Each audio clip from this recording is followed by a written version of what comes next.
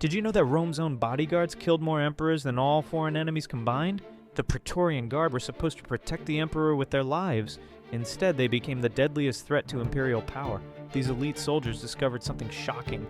Killing emperors was incredibly profitable.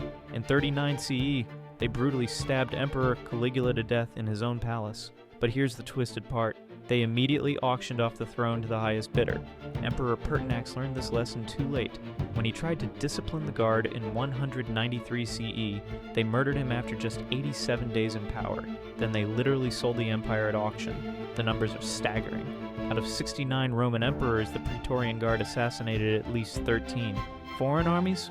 Only a handful. These supposed protectors turned the imperial palace into a death trap.